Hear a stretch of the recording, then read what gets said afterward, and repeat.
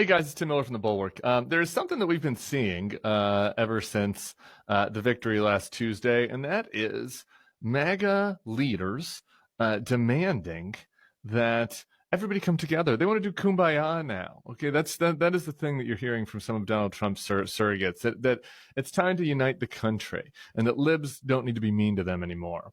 There are a couple of examples of this that I want to point to, and then I want to go over the flaws of this particular notion that's being put forth. Let's watch Vivek Ramaswamy on Sunday show, ABC's This Week with Jonathan Karl, just yesterday. In the aftermath, you spent some time with the now president-elect Donald Trump. What's your sense? How is he approaching this transition? I think he cares about uniting the country. I think that is Donald Trump's #1 focus. And I do think we have to get back to a place after this election, after that decisive victory, which I do think was a gift to the country, get back to a place where ordinary Americans who might have voted differently amongst their family members or their colleagues or their neighbors to be able to get together at the dinner table and say we're still Americans at the end of this. That's very much Donald Trump's headspace. He's also learned a lot from that first term, and I think he's going into this second term, even to take to new heights some of the things he wasn't able to accomplish in the first term, which I think is going to be a good thing. So there it is. There's something you noticed there. He said that family members, neighbors, colleagues, they must respect each other at the dinner table, even if they voted differently last Tuesday.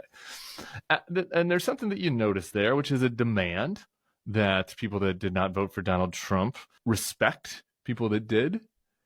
What is missing, though, is any effort to earn that respect.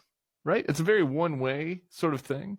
We can run a campaign that demonizes trans folks. The left-wing gender insanity being pushed on our children is an act of child abuse. Demonizes Haitians. They're eating the dogs, the people that came in. They're eating the cats. They're eating the pets of the people that live there. Demonizes migrants. 100% of the jobs that were created went to migrants, not to people. We can call you the enemy within. We have two enemies. We have the outside enemy, and then we have the enemy from within. And the enemy from within, in my opinion, is more dangerous. You know, we can insult you and use every cruel word that we can think of. We can call you garbage. We're going to take out the trash in Washington, D.C., and the trash's name is Kamala Harris.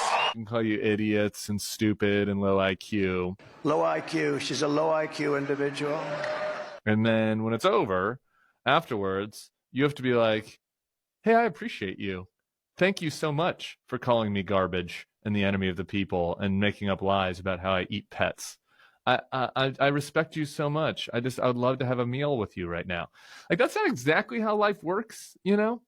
Like, generally, it is incumbent then upon the person that that issued the insults, that has taken power, to be the one that says, okay, that to offer an olive branch, to take some responsibility, right? Like before comity becomes accountability, right? Like it's not as if Vivek's out there saying, you know, we maybe went overboard, and we want to demonstrate over the next 4 years that we're going to govern for the whole country. We're going to invite you to the table. We're going to put some Democrats in the cabinet. We want to meet in the middle. There's some issues that can we find common ground on trans issues? Can we find common ground on immigration?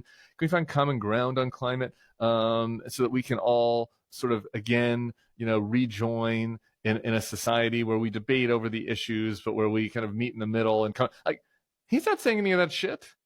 He's not saying any of that shit. He's just saying, you need to accept me. You need to absolve me of my sins.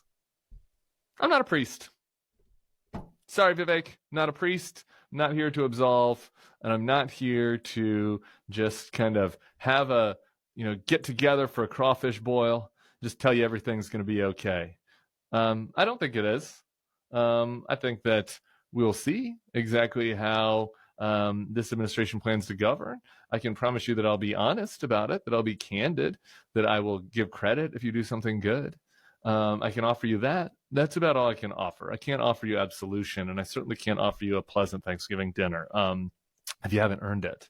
Again, that's not true of necessarily every voter. I've plenty of people in my life that voted for Donald Trump. I don't, you know, people that are nice people that maybe had a misguided. I'm fine with all of that. Like, I agree with all of that. We shouldn't, you know, we shouldn't break society over this. Like, if you have a loved one that voted for Donald Trump, I'm not arguing that you should go out there and shun that person. But I am saying that for those who participated in cruel, hateful rhetoric and who plan cruel, hateful policies, it's not really incumbent on us to just tell you that's fine. All right, that's where I'm drawing the line. There's a couple of amusing other examples of this that I want to bring forward. Here is the. You really need to laugh in this moment. If we can't laugh, what can we do? This is the Boston College Republicans, the BC College Republicans, their executive board. They put out a press release to their fellow students, faculty, and staff. I would like to read from it. The last few days have seen escalating attacks on conservative students at Boston College in the wake of Trump's re-election. Conservative students have been targeted on social media, being told that they condone rape, sexism, racism, and every other ism in the English dictionary. We will no longer sit idly by while unhinged people openly defame the character of students who voted for President Trump. This intimidation and hate speech should not be tolerated, and we call upon all students, faculty, and staff to reflect on their harmful words. Wait a minute. These guys want a safe space? They're triggered by harmful words? Isn't that the whole fucking point of MAGA? To stop being triggered by harmful words? You can say whatever you want. You can call people the C word and the F slur, and you can do racist stuff and post Pepe memes, and it's a free society. It's a free country. Freedom of speech is what's important. Isn't that the animating impulse of MAGA? Now some people said mean things to you, and you're saying you've been harmed? That's harmful speech? I didn't think there was harmful speech. That's interesting that these snowflakes have decided that it is now that they want a safe space.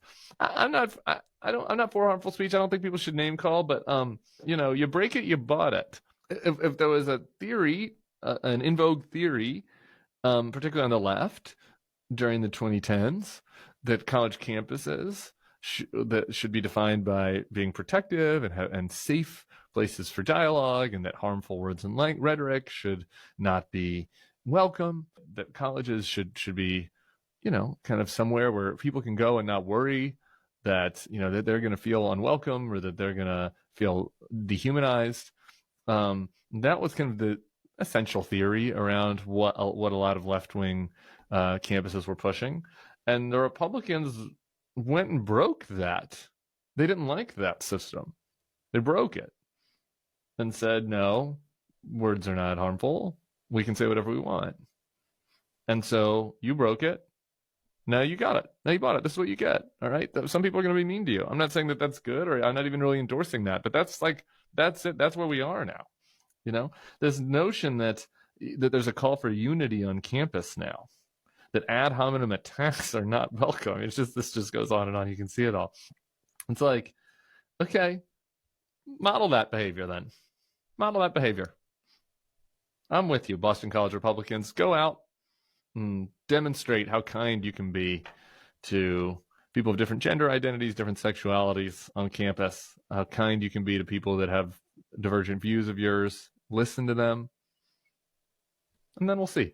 Let's start with you, though. Let's look inward first. I will say I'm not that optimistic. And part of that is because while Vivek and the Boston College Republicans and Kellyanne Conway and other people around Trump are are making these empty calls for unity, the actual Trump voters, a lot of the actual Trump voters have a different idea. Here's some video and some images you can see from West Hollywood in California. There are Trump caravans driving around the cities yelling the word faggot at people and yelling your body, my choice. We've seen this on multiple college campuses as well. Your body, my choice. That seems to be more in line with this MAGA spirit. And so I think maybe for those that want to call for unity, why don't you start inside your own house, and then we'll take it from there. So there you go. That's my thoughts on the call from unity. I'm back. I'm in my studio.